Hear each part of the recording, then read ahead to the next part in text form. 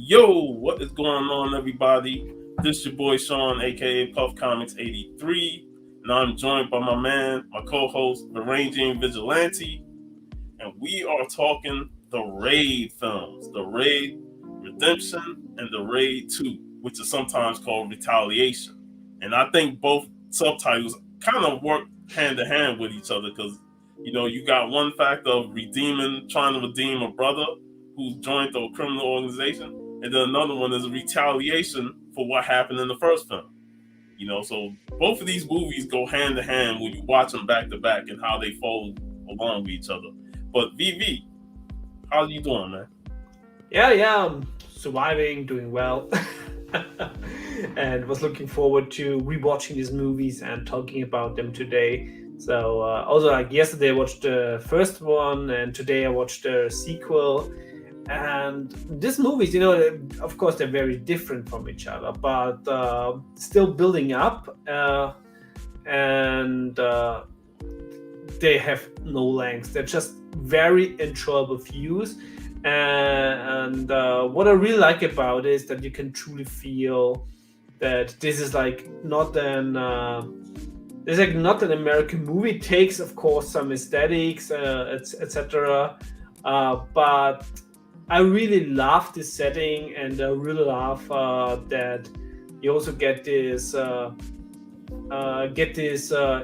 this foreign, this Indonesian flair, where we don't see a lot of movies coming from that place.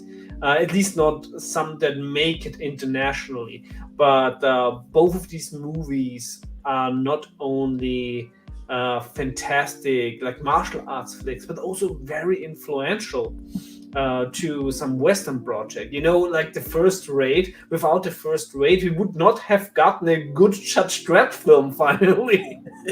Yeah. Because this basically it's so fun, because I think that the remake of the Raid, the US remake, something that nobody needs, is still in pre-production with the same director from the Raid. But why would you? Because the Brits already did a perfect remake with Dredd. And Dread was great in itself, man. Another movie we gotta talk about.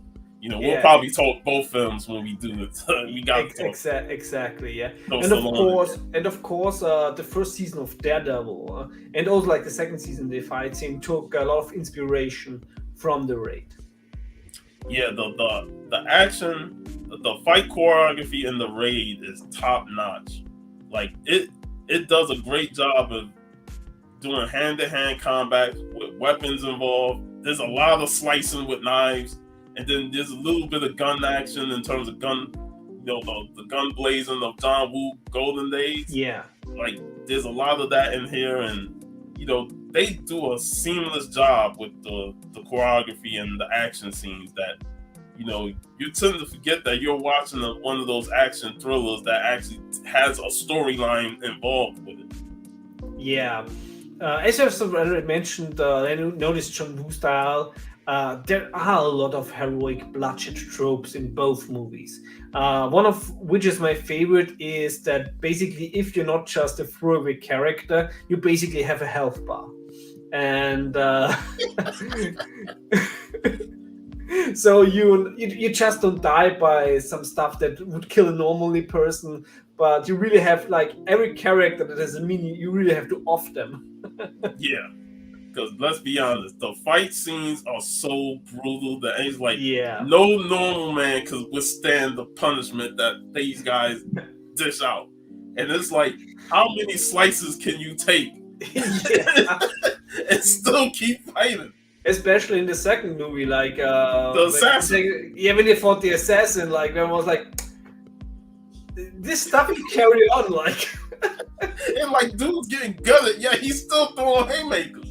Yeah, so it's like, I was always almost looking for, like like in the story of Freaky when somebody's tying their muscles together. Yeah, it definitely has some little Ricky in this film, because man, the battles go on forever, and as much as I love it, it's like I'm looking at, like, sometimes you look at it with a realistic eye, like, how can they withstand this punishment? Because I will be down and out Yeah, it's like but it doesn't come across silly. At Yeah, the end, it's like that's the it good still thing. has that serious edge to it. The fight between Andy, Rama, and Mad Dog in the first film is one of Yeah, my favorite fights. Like that fuck fight is. Instagram and stuff, because I tried to post that fight and just got shut down immediately. I was like, fuck, man. But that fight was just awesome. Yeah, that was like a really incredible fight. And what I also really love about, especially the first Raid movie, is that the villains are not stupid. Yes, yes, the villain in the film is just he's on top form. Yeah, Tamu, yeah. yeah. See, like he's one step ahead. And especially with the brother when he's like, are you stupid? I see everything that goes on in this building. And I love how he had why you questioning himself, the lieutenant who was in charge, like he wanted to bring him in and stuff, do the undercover operation without letting his superiors know, because the superiors are corrupt and he knows that he's tied into this thing, so he wants to pull him out of his misery. But Tamu says it straight and had him question himself and wanted to commit suicide, which didn't happen. Yeah. But he knew his fate. Yeah. Yeah. These two movies was just awesome to revisit. Yeah, especially with the first one, it's basically interesting. If you just have to talk about the story of the first one, you can basically the stream would be done in 1 minute.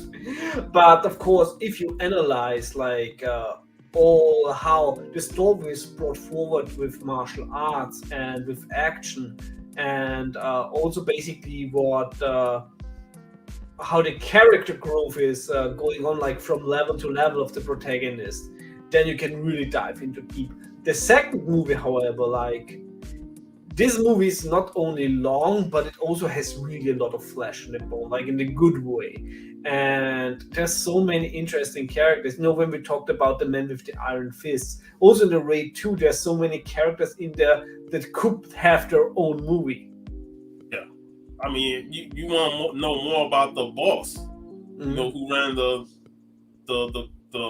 mob. Yeah, and also like the other guy, the one that had that limped and had the sunglasses. Like would be really interesting. He throws some backstory in there. That he says, he comes from nothing, and if he would have ended up as a shoe cleaner, that would have been like a big improvement for what his dad was. Yeah, because he comes onto scene in the second movie and instantly kills a character from the first movie. Yeah, just to set the tone of it. Exactly. Usually this would be a very cheap thing, and what Hollywood does nowadays very often. I still love that John Connor was killed off in that in that thing, because it sucks. The little break. But this movie does it so well, and they don't just kill him off like to have like a character gone from the first movie or to have an emotional impact. No, this really sets also like in motion why the protagonist really goes along with the mission, that he goes undercover, and gotta give him a reason to go undercover, because after going through what he did in Redemption, it's like, damn, I don't want to do this shit again. But these movies are great, and we're gonna like go ahead and start with the first film. And one thing about the movie is it starts off showing Rama, the lead protagonist of the film, or the antagonist. It shows him, preparing to go, into this sting operation, which is what they want to do. 20 officers, all strapped, wanting to do an operation to take out Tamu, the man who runs the tower and pretty much controls the operation throughout the building. Even the tenants are like, they're willing to go down for him, as you see. And things starts out well until they didn't. They got to like the 5th floor, and they were taking out things surgically, like really like handling business. But then once they got to the 5th floor, 5th, 6th, that's when things start unraveling and it just collapses on Exactly. It almost feels like Konami did this movie. him. They probably did. Yeah. It's like in the later levels of Contra, like fuck. And I like how the lieutenant of the operation, Wu Ya, he wanted to like have a small scale group, but Jaka, who was running the squad, mostly had like rookies and stuff like that. And the lieutenant was pissed, like, I don't need a bunch of rookies, doing this stuff. But he like, this is all the men I can gather up. So it's got to be like tense going into it with a bunch of young guys who are like straight off the assembly line of rookies. But yeah, let's just say the don't stay 20 policemen for long. I was like, you need more than 20 policemen to go to a building with a crime lord that has control of the building.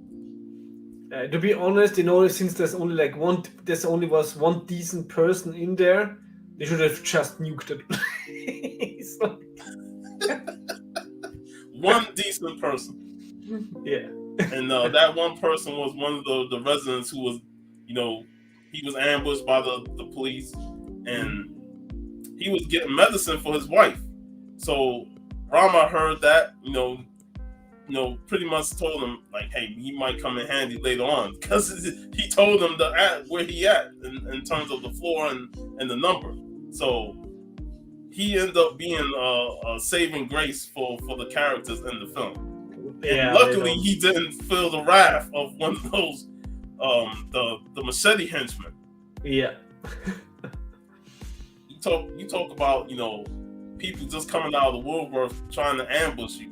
This film really highlights some of the tenants in there are loyal to their boss, and that you don't know who you're going to run up against. Yeah, and he also gave a pretty nice bounty on killing the cops.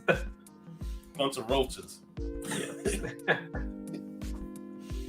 But yeah, it's the first movie is a fantastic mixture of like shootouts, but also martial arts action. So like you're really getting your fair share with both styles. Yeah, the shootout in the stairwell, where it was dark and all those guys up top was waiting for a sign of light.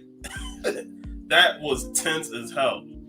I love that whole sequence of in the stairwell and how they avoided that. And most of them got killed, but when you go into situations like this, you got to weed out a lot of the people involved just to shrink it down to the characters that you might have a chance with.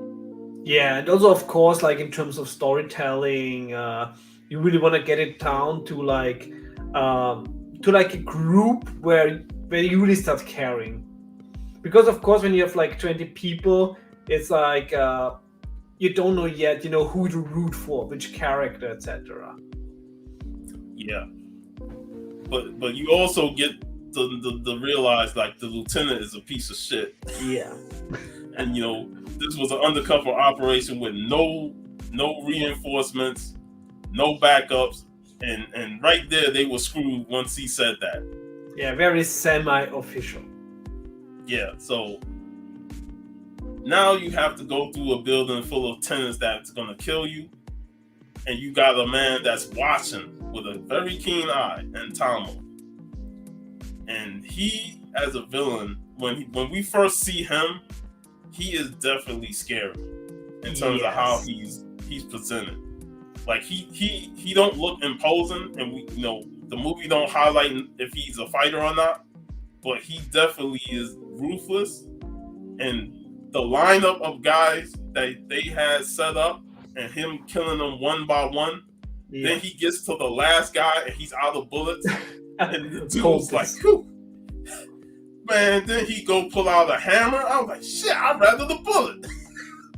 Yeah. In general, like both movies do just a fantastic job to, that you really watch and you really despise the evil guys.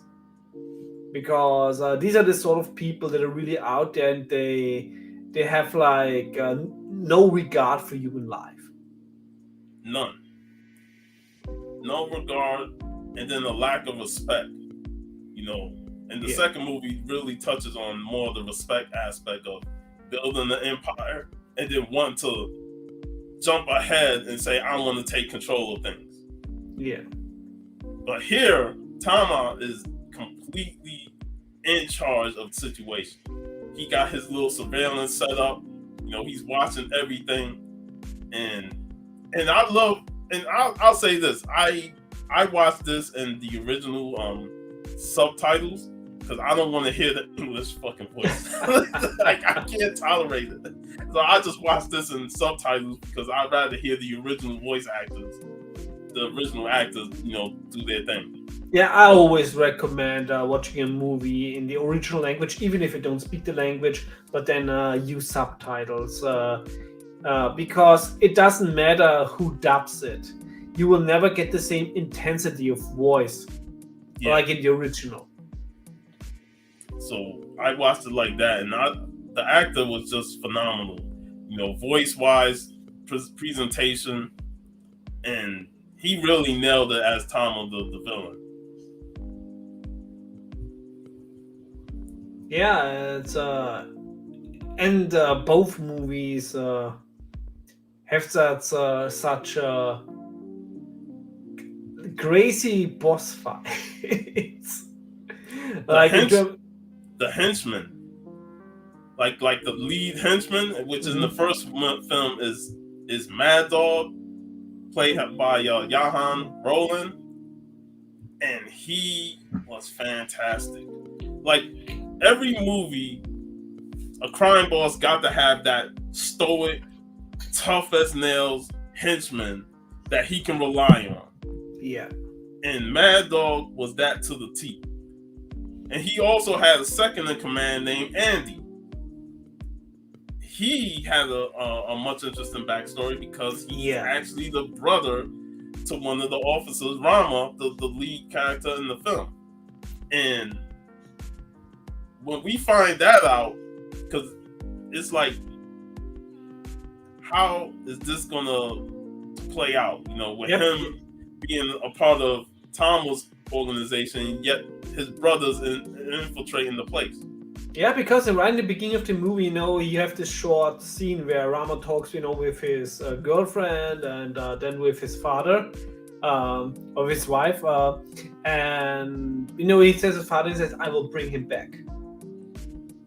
And of course, at that point, we don't know yet. But of course, then we find out that actually one of the main henchmen is the brother of one of the policemen, of the protagonist of the movie, and they have very hey Kenneth. I also really like the discussions they have, like later on when they meet, so that it's not automatically, you know, he's oh yeah, you're right, I want to go back, etc. No, he really makes it clear he made this life choice for a reason. Yeah, and he stands by it. And in the second movie, as we found out, it's like he also dies by it.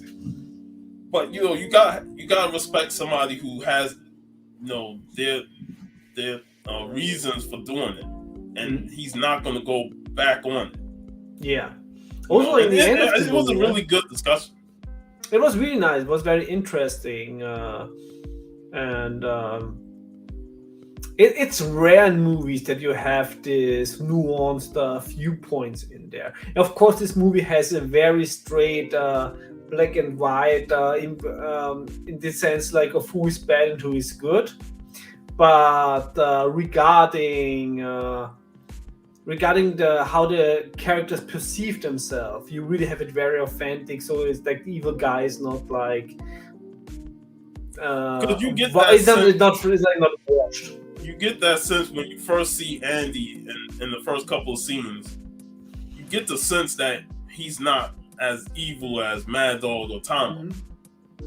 And when they go to investigate, to search out the infestation, he's more there because he saw his brother on the camera screen. He's more there to try and, you know, get in contact with his brother. Mad Dog is out for blood. Yeah, but we both can probably assume that Andy also has his fair share of body counts on his end. He took out his own men that Mad Dog assigned to him. Yeah, Because he didn't want them, being involved with him meeting Andy and them meeting Rama and talking to him. So Mad Dog was completely out for blood, and we see the fight scene between him and Jaka, the head man in charge of the squad, and we see how ruthless Mad Dog really is. yeah. And they say, don't ever judge a man by his size, because when you look at Mad Dog, he's a small in stature, but that man's skill set is unprecedented. Yeah. And that fight scene really showed that he's going to be like a major force later in the movie when they have that big fight scene with Rama and Andy. But Mad Dog really was like that henchman that, like, if he was a Bond villain, Bond wouldn't stand a chance if it was fighting one-on-one. Yeah. Because he is that dude that's going to kill you. And as you said, like, the character was so good, the actor was so good, they brought him back in different characters in the second movie. Yeah, it just shows you how great your performance was. That, man, we gotta find a way to get him back in the second movie, even though his main character is that we'll have a new character and let him play that. Yeah, I never have a problem with this. I loved this back in the day, of course, when Sven Ole Thorsen was a different character in both Conan movies and in Red Sonja. So, if you have a great actor, especially if it's like a stuntman or a martial artist, it's like, these people are not so easy to replace. So if you really have one where you can see, okay, there's a chemistry going on, and that their skills really resonate with the audience, then bring the same actor back in a different role. There you go, Roman Curtis. Hey, Roman Curtis. Yeah. Mad Dog. Yeah. These two movies are such a delight to watch. Like, on the one hand, both are so pessimistic about society, rightfully so, most likely. But it's just, it's just very entertaining to watch as action movies. Yeah, and they both like highlight the main issue that the film shows, and that's the complete corruption and the lack of true authorities in there, because nobody's trustworthy. Yeah. Especially in the second film. Like I said, I think what we also talked about in a previous stream. Sadly, this is the one thing which is in all cultures the same. That corruption and crime sadly go hand in hand with the system. Yep. And after the meeting with Andy, I'm going to backtrack. Before the meeting with Andy is, when they were when they separated, I like how each tenant had a leader of a group, and one of the leaders was a guy who carried around a machete. Yeah. And he was intense himself, and I love how, Rama with them was hiding inside the wall, and I'm like, this is fucking smart as hell. He knows that the wall is fake, and he's clearing out everything and starts sticking his machete through it. And that scene with the machete hits Rama's face and he's stuck there, it's got to be the most intense scene, because I'm like, damn, you got a machete stuck in your face on the side. Yeah, and the other thing, you got to hold in your scream. You got to wipe the blood and everything. Exactly. This was also the thing. It's like if he pulls it out, then realizes, oh, there's blood on it. Yeah, and it's like, if he would have looked at the sword just a smudge of blood. It's like, he could have like, oh, they're back there. So very good thinking, especially when you have a machete in your cheek. Oh God, that scene was so intense, man. And it just heightened up the aspect of like, man, there's no coming back from this if we keep trying to go through this building. Yeah, I really like the continuity in these movies. That with this car that left, that this also state, and you also like the healing. So, in especially like with all the wounds that are inflicted in these movies, and even if there's like especially in the second movies a few time jumps, I love that you can really see the progression of all the wounds. Yeah, because you go through all these battles and you get these battle scars, and they stay with you no matter what. Yeah. And in most movies, they kind of like they ignore the scar. They're like, man, this guy got his face sliced up, and yet the next movie he's all good looking and shit. I'm like, also the second one when he got a nice slice in his arm. Yeah, it's fixed. So the continuity in these two movies are all on point. Yeah. But another scene that I loved in the first movie is the battle at the cocaine lab. All that powder white. Yeah. The whiteness. This scene we see Lieutenant Wayu get into action, and I'm like, yeah, focus on the other two guys because they're actually throwing down, and he's doing his thing and fighting, but it's nowhere near the martial arts skills of the other two. Yeah.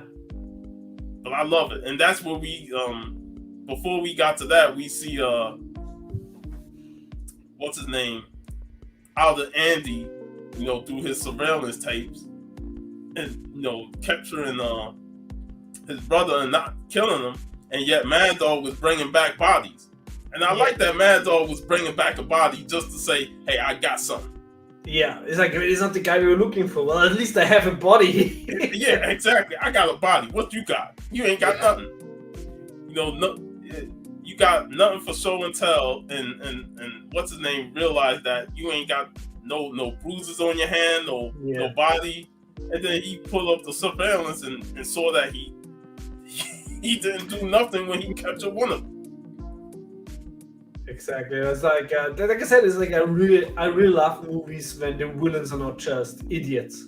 Yeah, they're smart, and they're not gonna like fall into dumb traps. Because even when Wayu them came to get him, he had a plan. He knew what he was gonna do, and exactly how it go out. He wasn't gonna leave that building alive, but he knew how to set the seeds for Wayu to not only kill him, but possibly kill himself.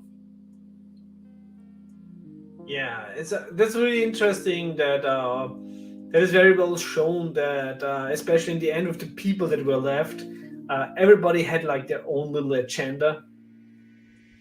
Yeah, and everybody had, a form of corruption because Wayu's boss was corrupt. Hey, Chukan Petro. Yes. And we don't even see him until the second film, in terms of Reza. Yeah. We don't see him until the second film, but his name is mentioned as the lead of corruption. And there's also a very interesting thing about the whole movie, about the whole double feature, is that the first movie is awesome, the second movie is even better. Which probably also was the reason, is the reason behind it, is that actually the director wanted to do the second movie, but he didn't get enough funding. So he did a lower scale movie, and then when the rates was a success, and there's like, how could this movie not be a success? It's like, this is just a movie that resonates with everybody who loves martial arts and action.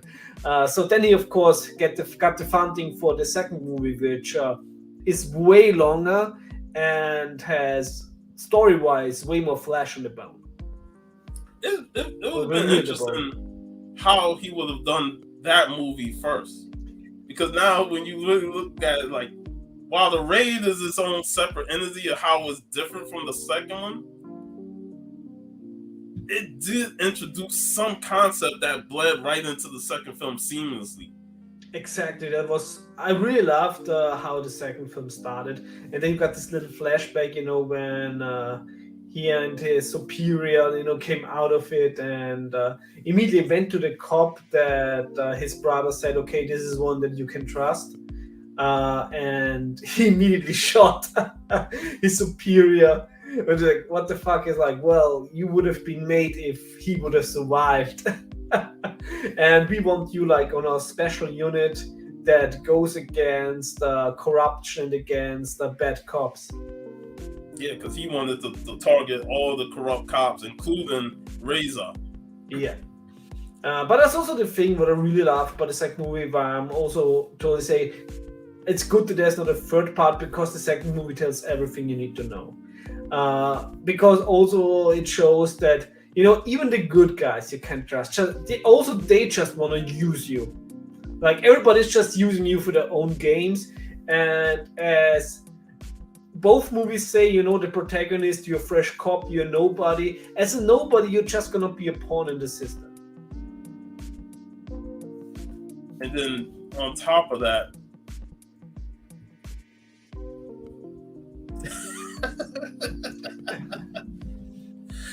hey, I ain't gonna lie, the props used in this film during the fight scenes is like whatever they could grab. Glasses, bottles, knives. There's a lot of like torn knees and legs and stuff, because they used a knife, stick it in your leg, and then just slice it. I'm like, fuck, man.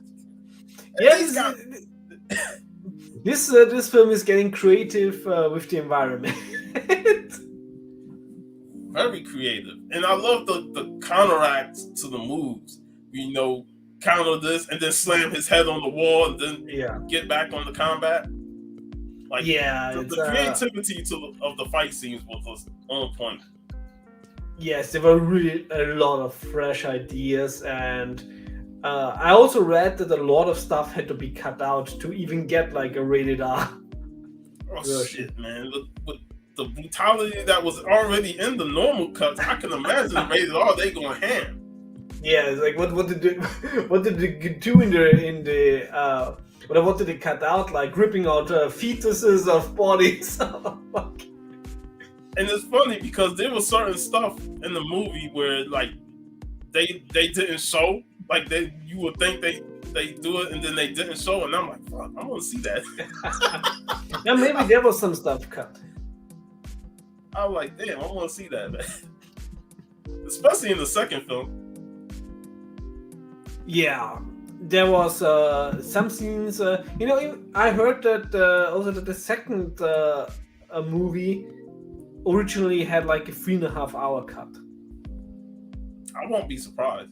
I also wouldn't be surprised, because we already mentioned there's so many characters in there where it would be really interesting to have like a full background story. Well, I want to know is how can you have a character that can be so accurate at hitting a baseball and killing a man with it? Well, he was the true Batman. Batman and Hammer Girl back. I'm like, no, man. Yeah, it's like I always like giving the ball back. It's like, because he never really says why. I just assume if you give him the ball back, he makes it quicker. I just assume that he had more balls like the umpire did in the stash or something. You don't need the ball back. Yeah, but I did like the female assassin who was like, she was mute, but she was dangerous. Yeah, like they upped the ante on henchmen in the second film. Yeah, it's I absolutely love the second movie, especially since it goes more martial arts. There's not a lot of shooting in the second movie. I think the protagonist doesn't even shoot one gun in the movie. But yeah, it's very interesting. That sometimes I thought is like, especially the Japanese, like the Yakuza, where it's like, if like a woman with 2 hammers like comes across me, doesn't anybody see a gun? I'm like, how nobody got a gun in this situation? Yeah, but you know, this is like, it totally went for more martial arts aesthetics, which is completely fine. So, and that's I always say, you know, if you can have a better style, then you can cut back a little bit with the logic. Because if you put logic in there, it would be just silly. Well, speaking of logic, man, being told that you got to go into jail, infiltrate jail to get close to a person, I'm like, man, why I gotta go to jail just to... And I love I love the fact that he needed a reason to go to jail. Yeah. Like he's like, this ain't a good enough reason for me to go in the jail. I need a solid reason to go to Yeah. jail. But which I thought is because of the corruption. So they could not just put him in there with like a made up like crime or something, because the system is so corrupt that basically now we wanna be really sure, so he really has to do something. But on the other hand, it's like, they were so smart thinking about that, but then when he comes out 2 years later, which actually said he should just be a few months in there, so this is the first time they fucked him over. Yeah. That they immediately sent him out with a wire. and it was a good thing because they made sure they thoroughly checked him when he got there. Hey, trust is something that's got to be earned, and you can't go there and expect not to be thoroughly checked.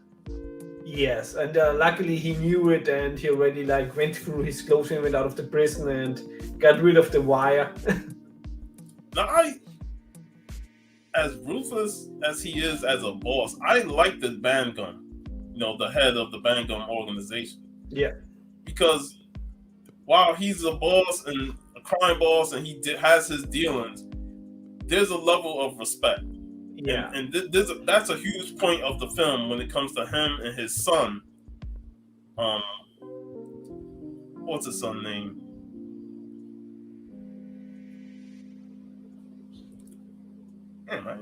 Yeah, something. Oos. Oos, yeah.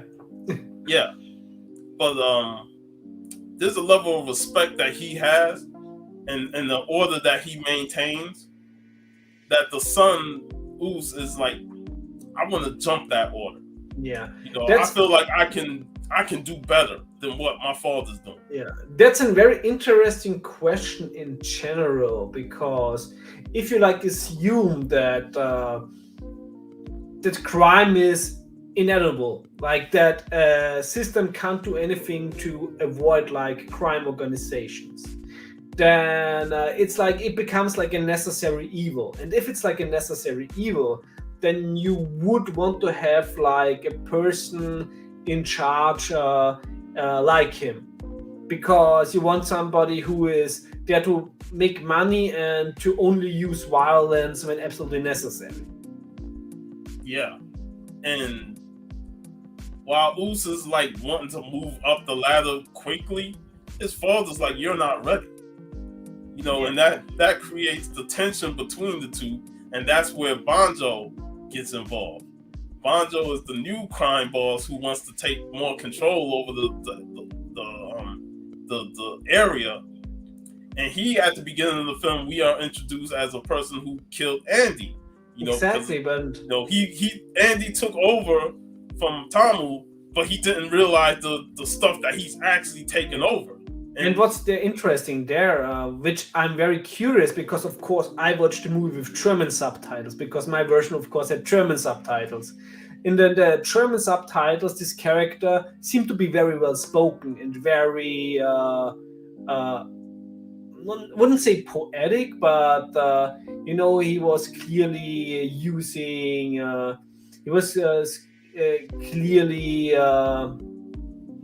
clearly had a way to talk with people, like a way to get into the ear of somebody.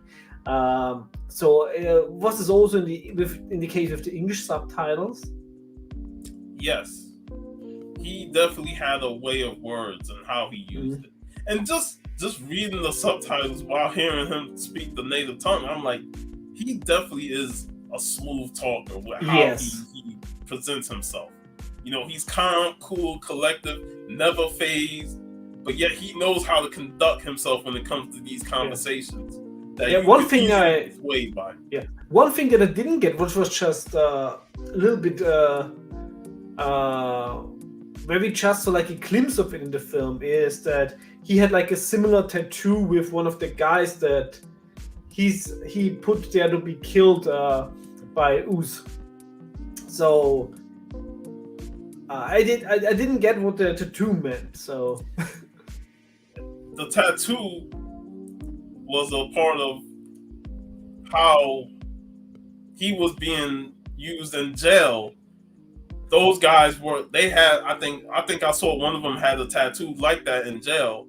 They were attacking him there. I know they were sent those guys after him, but what the meaning was of the tattoo, or if it was just like just the family sign, the family crest, I etc. guess, maybe his organization had those type of tattoos and stuff.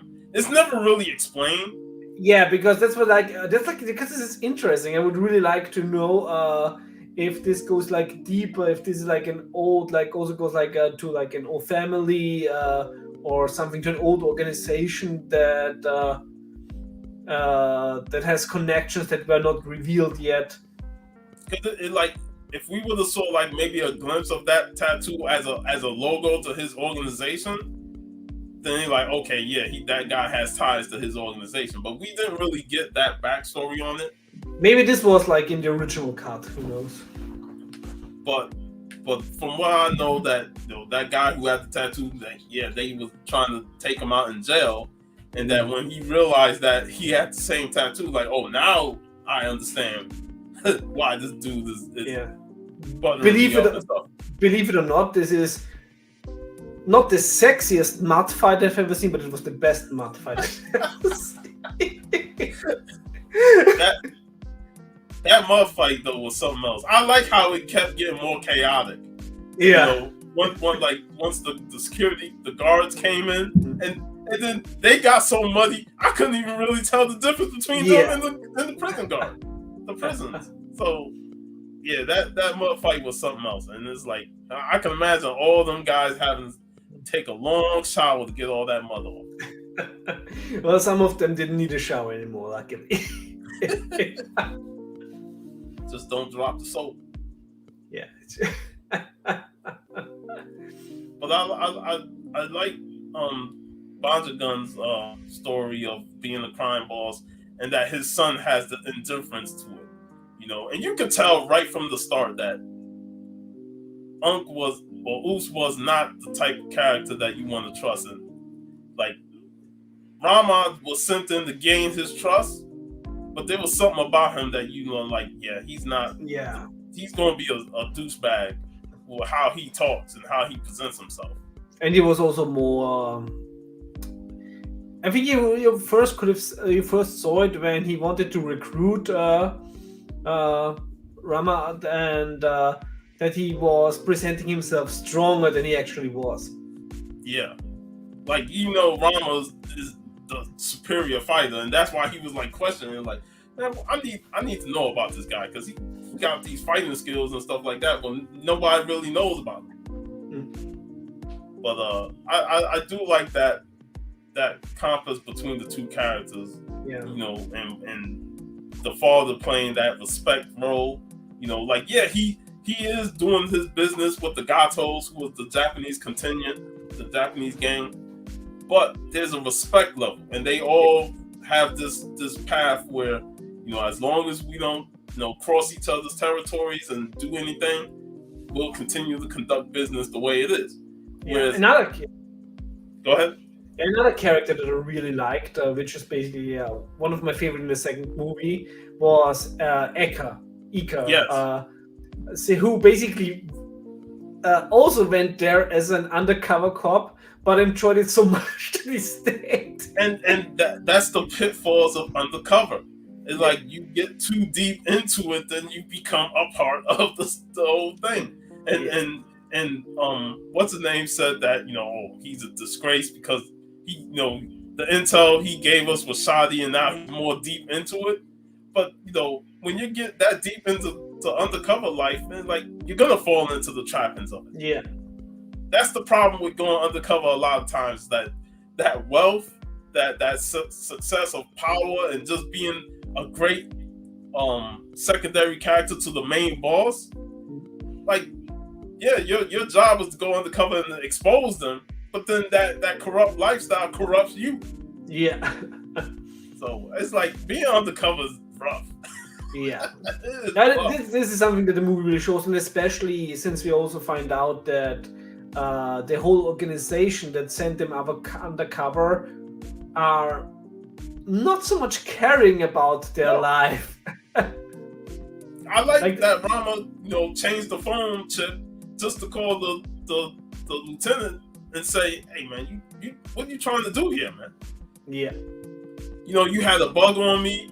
They checked my clothes and everything, had me stripped naked, and then now all of a sudden, you had me in jail for like longer than you said." Yeah. like, You like, said like, I'm going there for 3 months, and then like 2 years yeah, it's later. like everything that was negotiated from the beginning is just thrown out the window. And he only got out earlier because the crime boss intervened and wanted him out earlier. Yeah, so it's like you're always going to deal with it from both sides. You think they're looking out for your best interests, and I like that he kept questioning him: "Is my family safe? Are you still protecting them?"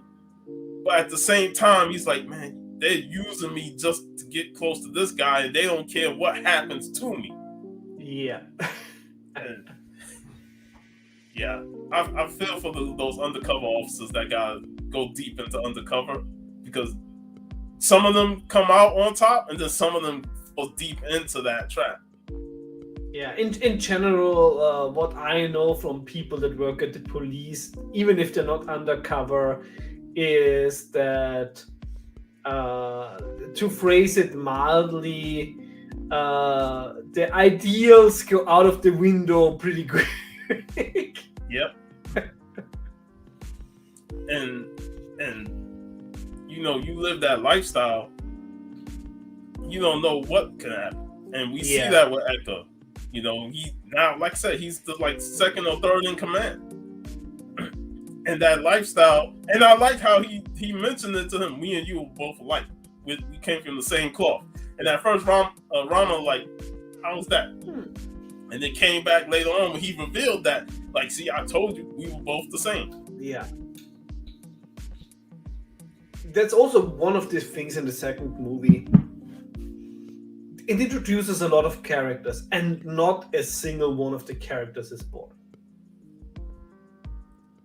Even the Mad Dog, who comes back as a hitman for Varangian, he is not as vicious from the first film because he's playing a different character, but they give him a little bit of character development by saying that he's a disgraced father, and that he's still trying to get connection with his son, and his wife is like, no, we've been separated, and that you still live in this lifestyle, that why would I want you to get connection with your son? Yeah, it's just that small scene with him talking to her and wanting to reconnect with his son that gives him so much character development, and you feel sympathy for him, because he's living this hitman lifestyle. Yeah, he's living this hitman lifestyle, and it sucks because he won't give it up, but at the same time he still has a humane side to him in terms of trying to reconnect with his family and his son. It's just a little detail that actually makes it a bit sympathetic. Exactly. I just wanted to say is of course it's sympathetic. He's a killer and a gangster. How could somebody feel sympathy for an assassin? And it's okay, John Woo's the killer, show him fat. Okay, yeah, guilty. But it's just that little detail, and then on top of that, when he's turned on by Uso, it's fuck, man. He was giving Uso knowledge, the knowledge of respect. Maintain the fire, but make sure you control it. Yeah. And Uso's like, nah, I want that fire to burn. And he turned on him, and it's fuck, man. And they barely killed him. He wore through that whole scene. Yeah. And then the assassin showed up with his little blades. And then dude was already beaten up. Yeah. Yeah, so it was a fair fight. And at this moment, the body count in both was, I think the body count in the first movie is over 120, and the body count in the second movie I don't think is any less. At one point I was it's like it must be a really tough hiring process for the henchmen. Like it's like they need really probably like very skilled headhunters to get enough henchmen to replace them. And this all follows Banjo getting into Usa's mind that start instigate this war between Gado and Bangun, and how to do it. Hey, send some guys to kill his top hitman and say that it was Gado's men. It was the Japanese. And I love that Bangun didn't bite for that. Yes. He did not bite on that. So most movies will kind of like just say, like if this happened, they will fall for it and think that, oh, they trying to infiltrate on my territory. But he did not bite on that because he's had that respect factor. He knows Gado and his men wouldn't cross that line. Yeah, and also what I really liked about he assumed there was something going on with his son. Like, that he also talked with the protagonist about it. Rama. When he said, "Hey, Rama," he's like, "Hey, if you notice anything about him, like, let me know. Then let me know." And he did this in a very threatening environment when they were just like getting away with bodies at the lake, and he was there fishing. And I really laugh when he said, "It's like, put the fish back in the water. Like, I don't want to eat them from that lake." Yeah, that was pretty cool that he was fishing while they was putting rocks in a bag of a body. that was a really like a top negotiation move, like a really boss move. And after he told Rama that, Rama went, he put the bug inside of Usa's wallet so he can listen to the conversation Us has with Banjo. So automatically he knew that Us was gonna plot his change on his father. But of course, since he was undercover, he had like no interest in. Yeah, he didn't want to give himself up. Yeah, he didn't want to give himself up. The sad thing about this movie, what I also think is so fantastic in terms of the message in the movie, that basically you can do what you want, the system is fucked up, and there will always be shit like this, is that the whole final battle, he wouldn't even needed to go there because the Japanese were moving in anyway to kill everybody. And they came late because he did it all. Exactly. So there's like the thing is like where it basically showed him like everything he went through, the bloody horrible kitchen, like horrible in sense of wounds, but fantastic in terms of martial arts. The whole kitchen fight against the assassin. Like he wouldn't have to go through any of this, since if you as a normal person try to interfere, it's like it's just it's a folly. It's like why get involved with something, man? Exactly. It's like a fucking Hydra. You cut off one hand and free will emerge. And that's the thing. Like each level that he went through, he had to take on the baseball assassin and the female with the hammers. Took them out. Then he got to the assassin, and that was like the semi-main event right there. Yeah, and that fight was brutal.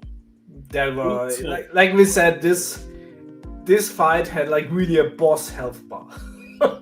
I'm looking at it like he was one of those bosses that had like 3 health bars in one. Yeah, you gotta take one out first, then get to the second level. It's like playing fucking games. And you had like some quick events, like they had to press the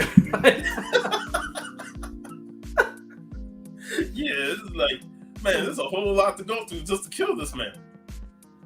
Yeah, like I said, like since we're talking about so many awesome martial arts movies in the last time, I was also like reinstalling. I forgot the title of the video game in Hong Kong.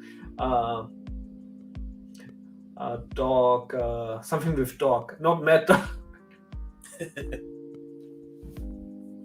Let me quickly open Steam and check.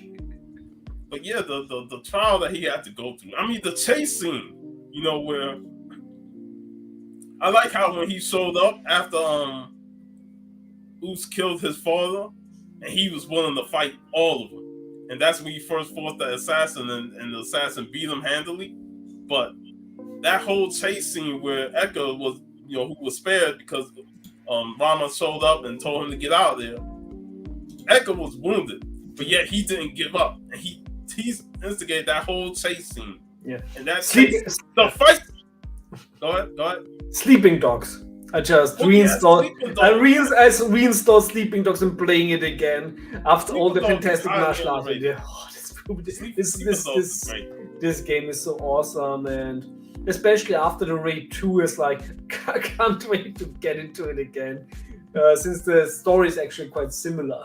Yeah, Sleeping Dogs is awesome. Yeah, but look at the choreography of the fighting inside the car. With the top camera, how can they film this, and how do they have the space to do these fights inside a car? And the other thing is, what excuse do any Hollywood movies have to have not such similar, such fantastic camera action when they have so much more money to do it? What is the excuse? There's no excuse, man. You just look at the Raid 2 and you're like, oh, we can do that. But exactly, this is absolutely the thing. If you have, if you have awesome. Now, if you have a director with a vision who really wants to get things done, and he gathers around him a group of talented and like-minded people that also are very much oriented on getting things done, you can get a masterpiece with a little budget. Well, when you have like a mercenary director who, like for example, like Marvel does is sometimes they hire people who hate the source material, and then you give them like millions and millions of dollars, and with every time probably this just says like, we're gonna fix that in post. We're gonna do that with CGI, and things just suffer from it, and you can see it with a lot of Western movies these days. You just don't get like the laugh for the story, the laugh what was the original idea to make something. And this is why a lot of smaller productions, that really come from the heart, that really want to tell a story, are so superior, also in terms of visual effects. Even despite like a smaller budget, just because they wanted to make it work. And you could see the passion involved with the work. When you watch the film, like you could just see it seeping from the actors and the writing. And it's like, these guys really wanted to make this project work, and they put their all into it. Exactly. And it's good that for the guy who plays Rama, that the actor, he also got, and of course, better paid parts. I mean, I still haven't, and probably never will, watch the recent G.I. Joe Snake Eyes, because, but at least he got a good payday for that movie. Yeah, they still can't get G.I. Joe right, man. Yeah, I mean, the other crazy thing is with what's always the mistake with G.I. Joe, that I remember, when they were like wondering why G.I. Joe didn't pull the box office numbers that Transformers did. Also the Transformers movies were like pretty horrible. I love Transformers, but these movies were horrible. I thought it was easy. It's Transformers. Yeah. It's Autobots and Decepticons. You can easily pull box office just with those alone because they're giant robots. Yeah. But G.I. Joe, let's just say internationally, the name G.I. Joe is too American. Yeah, and so you really have to bank on the domestic market, since a lot of people, like even in Europe, there was no G.I. Joe. It was Action Force here, since they avoided the name G.I. Joe. Yeah. But But I definitely, think, Pedro, revisit these films because they are fantastic.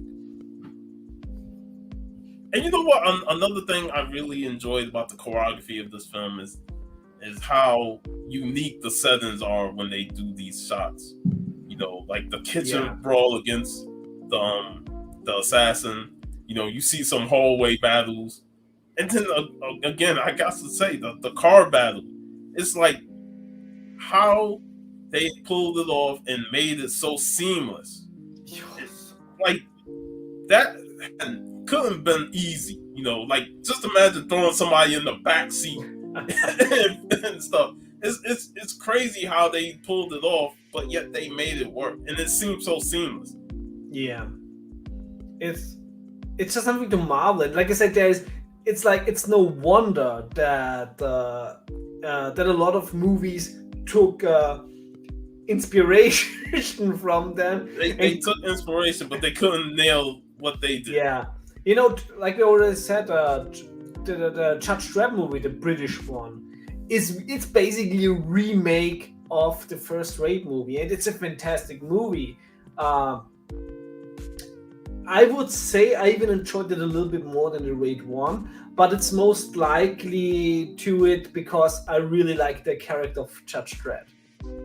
And to me, that's what Judge Dredd should have been. Yeah. And it's a shame we'll never get a sequel to that film. Because Carl Urban pulled it off. He pulled it off to the point. And I can't stand the fact that some people, or a lot of people, need to see like his facial expressions and stuff. No! You don't need that. Just the mouth alone and his intensity behind the performance sold me right then and there. Yeah. Like, I don't need to see his face. That was the problem with Stallone's film. Stallone wanted to show his face because he's Stallone. And it's like, you don't understand the concept of the character. And I'm not saying I'm a big Judge Dredd fan, but I read enough of him to know the concept of what that character is. And I felt like the Stallone movie is enjoyable in some aspects, but it totally lost what the character was meant to be. And Urban's Judge Dredd is Judge Dredd. Is fantastic. It's fantastic. And like I also say then with Daredevil, like before Disney got its ugly clutches back on the character, the things that Netflix did with Daredevil was just amazing. And we wouldn't have gotten these fantastic action scenes without the Raid and Raid 2. The one shot of the hallway scene, that shit blew my mind. And it's like when you see it in the Raid and other films that was influenced by it, it's like that's cinema that I want to see. The cinematography, the action, the choreography of the fight scene. You know, how Daredevil is getting tired each time. And yet guys keep coming back. That's realistic.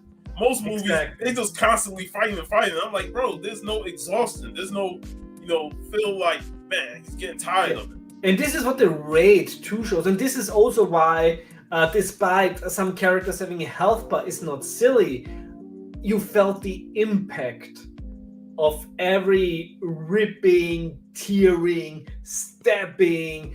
This is a movie you watch, and every impact, you get a little bit of secondhand pain from it.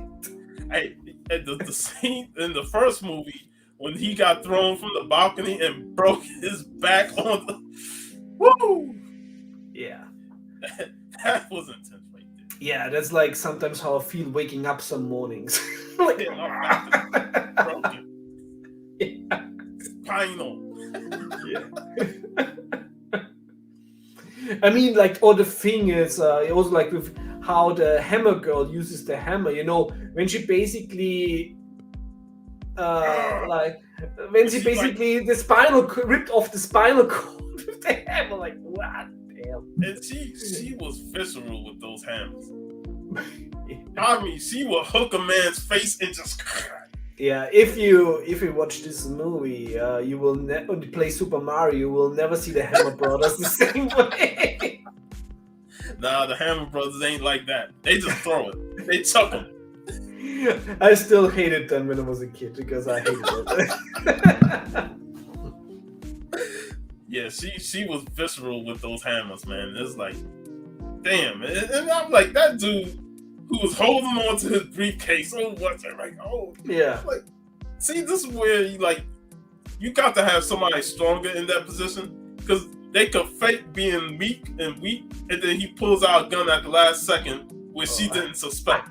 I always like one of these scenes is, of course, also a movie we're gonna talk in the future, Ishi the Killer.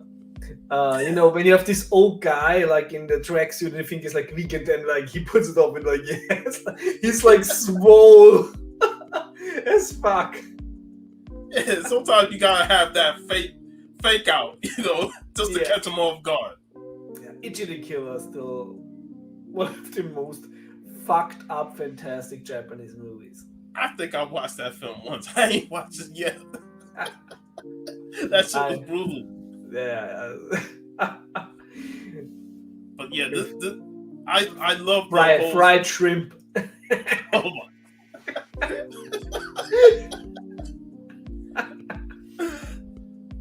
That whole final act with Bejo, Reza, and Uso against Rama. I love how Bejo is like completely fucking off. As soon as Rama came in, he started hopping his way to get them shotguns. He throws it to Reza, but what's the name, intercept that and blow Reza away. I was like, but then Bejo starts blasting off until Uso shot him, and bro, that kill was brutal. I love accurate shotgun kills. Yes, that's something we rarely get in movies because, yeah. Yeah, that's always the thing that you will probably will never be as good as the things that inspired you. But one thing they did though is they did it right. Yes, they did it right. Most carbon copies can't get it right. Say for instance, Old Boy. The original is great, but the Spike Lee one with Josh Brolin is fucking horrible. And they tried so much to copy that. I never watched the American US remake. I have this you know, except for some movies where they change things enough for it to make sense, you know, like with True Lies, when you have like a little less or different comedy than the French original version, I think then it's more acceptable.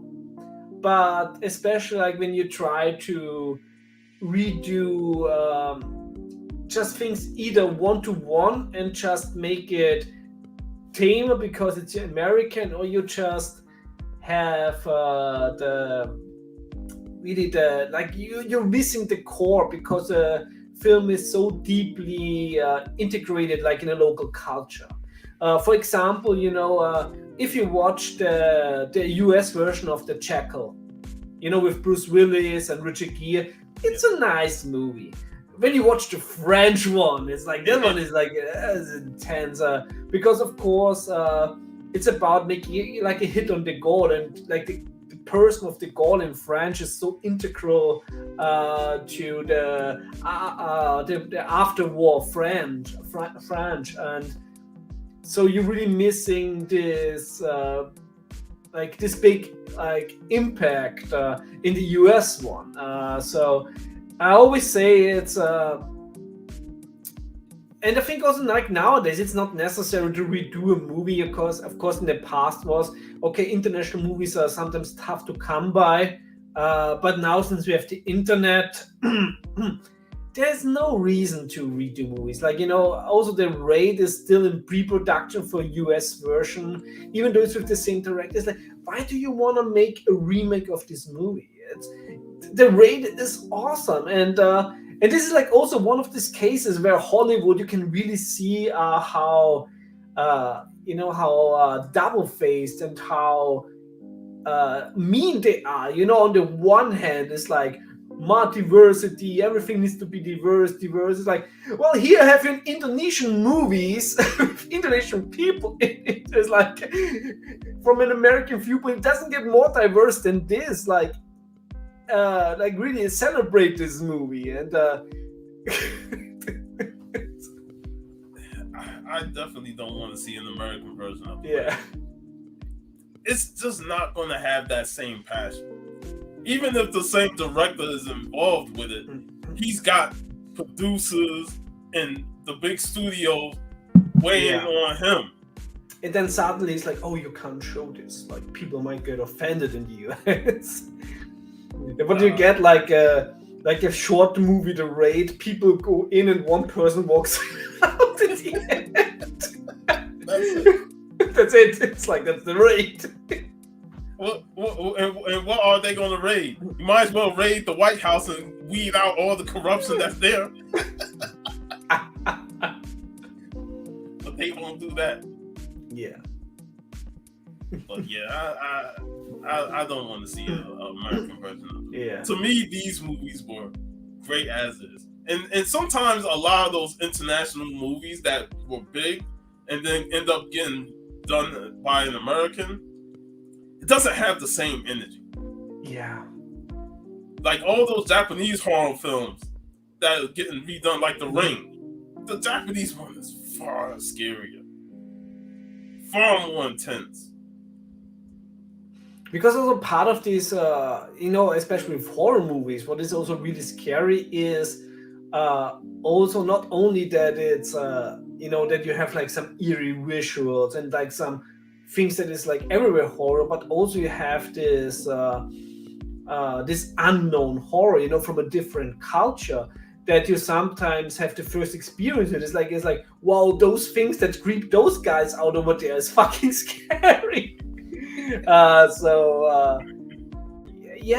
so many interesting things. Also, what was the movie called with where it's about in a morgue? It's a Danish movie that was redone in the US with who was in there?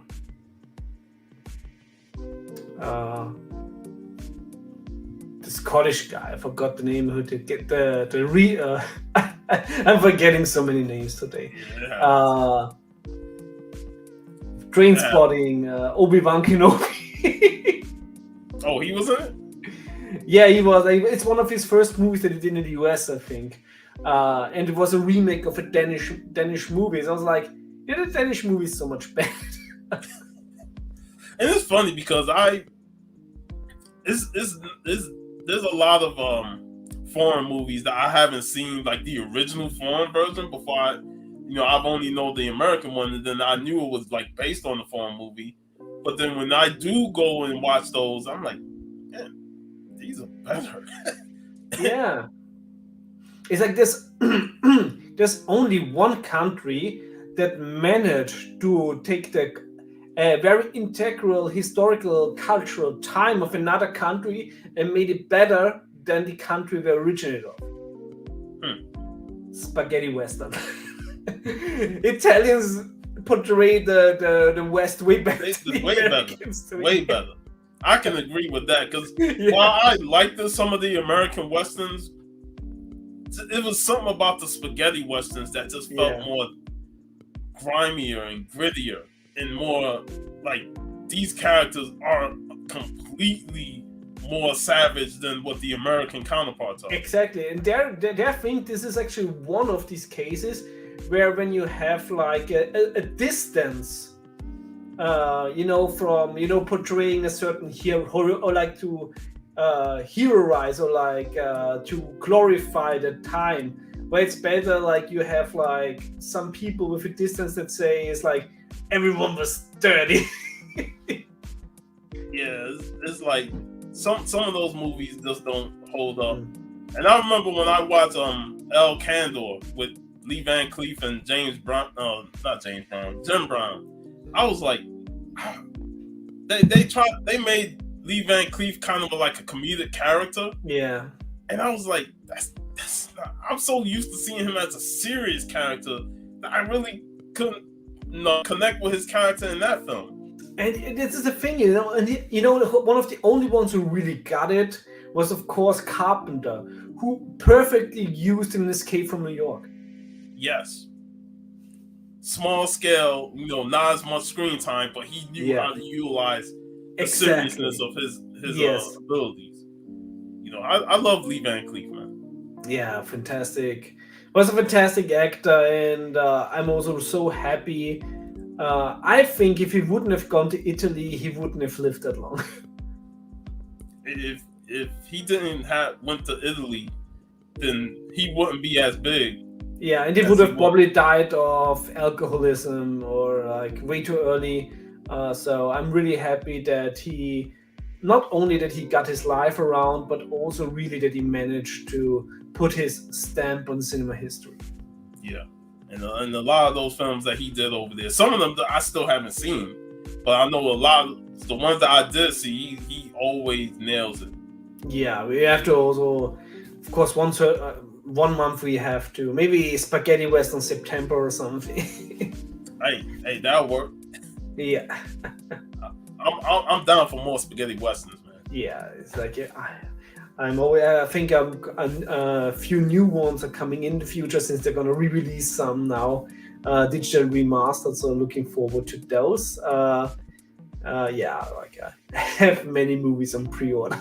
and I still occasionally watch the Spaghetti Western podcast, and they be bringing up movies that I want to check out. Yeah, that's a fantastic podcast. We are like amateurs compared to their knowledge. Yeah, they go into detail on them. Yeah, it's like I need to see some more spaghetti westerns that they talk about. Yeah, it's like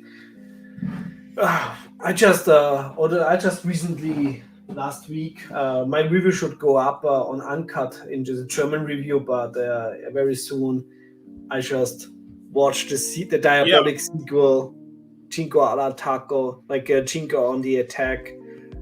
And Italian movies are so good again. I saw your post. Yeah. And I totally recommend, this is the second movie now. The third movie will come out in November, but I have to wait for the Blu-ray since it has English subtitles. And they're so fucking good. We still need to do a stream on Diabolic. Yeah, absolutely. I also think Sanimation is a big Diabolic fan. Yeah. And also just recently watched also the Hannibal from 59 or 60 if you watch the US version, because the US version was recut and came out 1 year later.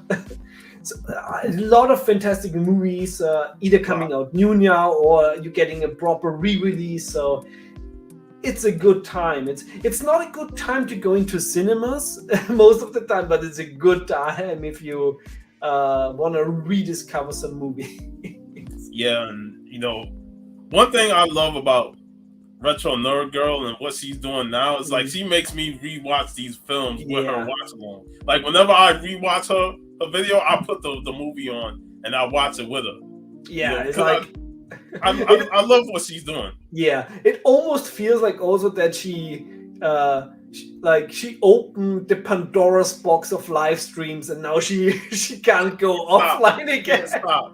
And I love her for it. Me too. You can really see the laugh, but it's always so funny because I know it myself. Back in the day when I just did edited videos, and then you go live for the first time and suddenly it's this is so much better. First of all, I don't have to script everything. And second of all, I can play off with the chat, it's more entertaining, and it's basically every channel that after the first live stream you saw less and less edited videos. And see, that's something that I never really done. I know you said you've done it, and Retro Nerd Girl does it fantastically. And that's script your videos before you actually do them. I wish that when I go back and watch my old videos, when I used to do a comic book review, I feel like a scripted nature would be better, because sometimes when I try and talk off the top of my dome, it don't translate as well as it should. And you can, of course, when you have like it scripted, you can really press it in a shorter format because you really get to the point. But on the other hand, it was just so much work because first of all, I wrote it in German to release it like on a web page in German, and then I had to translate it into English on a YouTube channel. That always took some time. Yeah, and when you watch one of Retro Nerd Girl videos, like there's a lot of scripting. Like Yeah, it is very detailed. I did scripted videos for like 5 to 6 minutes. She did like 30 minutes and more. And that's a lot of work. That's why she was at the time she was only putting out one video a month because it's a lot of work going into that one video. Yeah, and it's often like the writing the script is the least amount of time, but researching it, that's the time killer. And that's always the thing what what people who didn't do videos are not understanding is like, and also why would they? But it's like you can always say it's like a 5-minute video doesn't take 5 minutes to be done. Yeah, because they gotta do the editing and all that stuff. Like the editing and the recording, and especially when you do it really scripted, and so you really want everything to pop, of course, live when you slip up, etc. Fuck it. But when there were so many takes, and since my native language is German, sometimes like with some English words, the S is. It doesn't roll as nicely as German does, and when there were some takes where it was one sentence and I'm trying it for 20 minutes to just properly utter it. And I'll never forget, like when I started doing like haul videos. Fuck man, it take me like 5-6 takes just to get it down pat. And I'm like, I don't know if I can keep doing it because every time I get into that rhythm, damn, I mess up. Yeah. And this is like why life is so much better since I mean, if I'm gonna mess up, at least it's live. Yeah, I could cover for myself. I also know it from the other way. When I watch a video, actually nobody cares when you mess up, but oneself cares very much. Yes, like we take this seriously. Like we don't want to mess. We want to at least try and be close to perfect. Yes. So like when you mess up, it's like a gut punch. Yeah, and then you watch your own video and they're like, it's that self-criticizing. Yeah. And sometimes you just don't want to deal with that. That's why most of the time I just do my hauls on the Comic Con crew because I'm with the guys. I show off my books and that's it. Also later, hopefully today, it really happens that I'm on biggest channel. I also yesterday got my new comic book haul for last month. So new comic books. Yeah, I won't pick up my books till tomorrow because tomorrow is my shop's customer appreciation. The second annual customer appreciation. So I'm always gonna be there. That's one of the few shops because usually shops are like the customer anal exam or something. Try and nickel and dime you and stuff, man. Yeah. But yeah, they doing their second annual one, and I gotta be there for that. But I'm so happy since I also wrote you that I got you 2 more Savage Dragons ordered. Yeah. And especially the 177 one, where I'm like on eBay, it's like wow, and I got it for cover price. Crazy. That was crazy. That crazy. Yeah, but I got it for like I think €4. And it's funny because I was watching Simply Incredible's haul video, and he got 4 out of the 5 issues of Blue Marvel, and those books are crazy expensive, and he got them for cheap. So you can find some, for a cheap price if you look. Yeah, sometimes not, and that's the thing is like not every store price is the thing. Like exactly, or some stores, what smart stores really do? They leave the deals there. So when people get them, to spread the word of mouth, hey, this is a shop where you can get deals. And so you can really move your inventory and in the end have more cash flow in than when you overprice everything and you have like one sale a month because somebody really desperately wants that book. That's Urban Legends down in Tampa, and that's the world's famous Dave up in Georgia that Matt them always go to. They have the deals, people come and they like, hey, I'm not gonna overcharge, I'm not gonna try and nickel and dime you. The price you see is the price you buy it at. Yeah. And yeah, because also it's like, have you ever walked into a store where you got a good deal on a book and only got this book?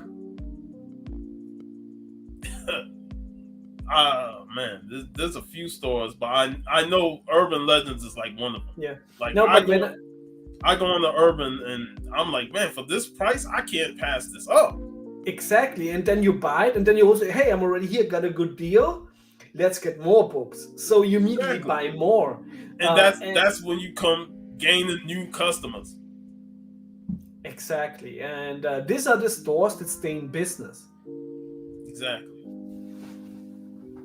But yeah, I'm actually speaking of which, since we're off topic, we're getting ready to do best of the best next week. I'm looking forward to that. And you know what? I want to watch all 4 films. I have the whole set.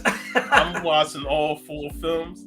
Ernie Hudson's in the last one, so we get to talk Ernie Hudson again. And Ralph Möller is in the second one, and probably one of his. And the one thing I like about the sequels is that there's always a consistent. You got to have at least one of the actors from the first film, being all 4 of them that maintain the consistency. Like at least one of those actors are still in all. I'm looking forward to that, man. Best of the Best is like one of those underrated gems from the 90s.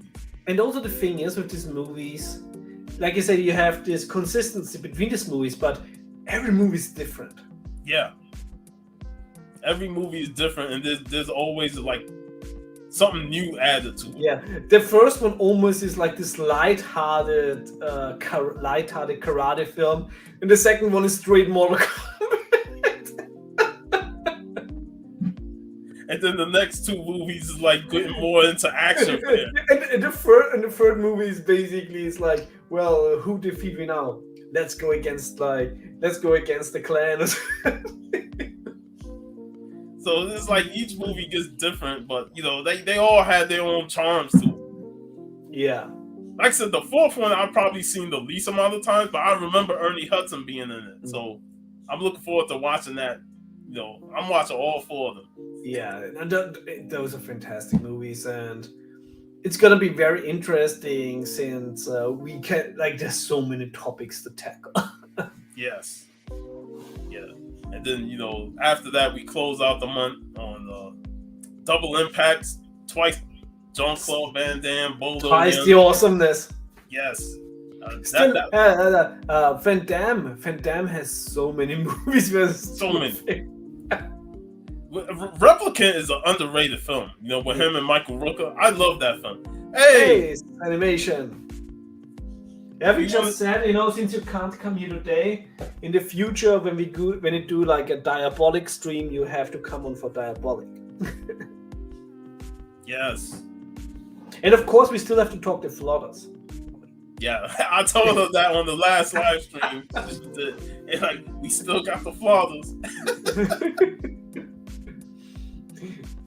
Since the surprise that they have a McDonald's in New York too. But yeah, hopefully, I know she's going through it over there, with the bus strikes and overtime and stuff like that. But I'm just happy that she was able to show up in the chat, and if she can pop on just a little bit, yeah. Yeah, there are these days, so just relax. Yeah, don't sweat it. Like I said, one thing about us is that we don't take nothing personal. If you can't make it, you can't make it. Eventually you'll be on with us again, and we'll talk these fantastic movies because there's like so many movies to talk. So many. But yeah. But we had a great stream talking to Ray. Like it was a lot of fun talking these violent movies. Yeah, they're one crazy ride, and the good thing about them is also they're so nicely rewatchable. Since the pacing is so good, and it really shows that with a good pacing. Now we already talked about Bloodsport. I mean, we can always redo like Bloodsport again. Finally, in April, since the release has been postponed since fucking December, the 4K of Bloodsport will finally be released. Nice. And I can't wait for glorious 4K. I can watch Bloods. We got to talk Kickboxer because that's the legendary dance scene. And also with Kickboxer, we can also talk the remakes. The remakes are so underrated. Man, there was so many Kickboxers after the first movie that I was like, I ain't even watched none of them because they ain't have Van Damme. Just like Bloodsport, it was like all those Bloodsport sequels and no Van Damme. But actually, the Kickboxer remake has Van Damme in a different role. But they're really good, the remakes. Also, you have Batista as the villain in the first, and then you have Bjorn. Yeah, I'm gonna have Hafthor Bjornsson, the strongman, in the second one. He's a freak of nature. I'm gonna have to look because there's so many Kickboxer movies now. I forgot about the remakes. Yeah. I know he did one of the remakes, but that's like looking up Universal Soldier and seeing so many Universal Soldiers. There's one. I think at one point in time I have to watch them all. Since you also have Goldberg in the universe. Oh man, the Van Damme is like the king of doing one film, and then there's so many sequels where he's not a part of. Yeah, but also for the Christmas season, we really have to talk like the Santa Claus movie with Goldberg. that movie is hilarious. That movie is hilarious. We gotta talk that movie. But still, I think the best one. This is actually one of the cases where the remake is really good. Is The Longest Yard. Yes, I love the remake of The Longest Yard. Like to me, it tops the original tenfold. Because especially when you're a wrestling fan too. There's so many wrestlers in there. Stone Cold Steve Austin, like, now that's how a white man runs. Oh man, that movie is funny. Yeah, and there was Bob Sapp in it. Bob Sapp, you got Great Khali, Michael Irvin. Oh man, I feel like watching that movie now, man. Yeah. Hey, that will be a great movie to talk about to kick off the next football season, man. We can do that. Like I have no idea about football, but I love The Longest Yard. Yeah. American football, I meant. Yeah. Yeah. I'm pretty sure the Black Dragon Society knew about it. And of course Frank Dukes, because as we know, it's based on real events. But no matter what, the original Bloodsport is a classic. Yeah. And when we talked about that film, I just love the variation of fighting styles that it introduced to cinema. And of course, there's just something about Bouillon. And I can never get tired of just seeing him in a movie. He's man, his son is just as ripped as he was when he was young. Yeah, you have to get his son into movies because this is basically, it's like, I'm pretty sure it's just a clone. His son is Jack. Yeah. I'm like, why has I not seen him as a henchman in one of these movies? Because that's the one thing that's lacking in Hollywood. Strong henchmen. Exactly. It's like because back in the day, like I said, you know, you have always like Sven Ole Thorsen in the back, you have Al Leong in the back. You had so many memorable henchmen. You know, sometimes you just watched an action movie and you were just going, it's like, hey dads, hey dads, hey dads. Yeah. It's like everybody knew Al Leong. Like, dude was a legendary henchman. And you don't see that no more, where one actor plays a henchman his entire life. Exactly. It's a henchman is a career. Exactly. It's a You ain't got just to be a henchman in one movie. You can be a henchman in every movie. And that man fought every known actor in Hollywood. Yeah. Boy, I miss typecasting. Like Oh man. So we're gonna get ready to wrap up this stream. but later on tonight on Biggie's channel, where I can get some gel into hair and get into Alex Wright. as long as Biggie's power don't go out. Yeah. Because 2 weeks ago I was all dressed up, ready to go to stream, and then You was prepared to come on there and to flex. yeah. Only VV could come in there and outflex Biggie, and it didn't happen. So hopefully tonight, man, the power don't go out on Biggie's side, and we can get this stream together. So get your bratwurst ready. And just we gotta plug, next week we'll be talking the best of the best franchise, highly underrated film series. I loved it growing up as a kid, and I'm great. I'm happy to revisit these films because all four of them. Thanks to Hey, I appreciate you listening to Gun. Appreciate this. You know, Sanimation, thanks for popping in. Kenneth Bird, thanks for showing up. Roman Curtis.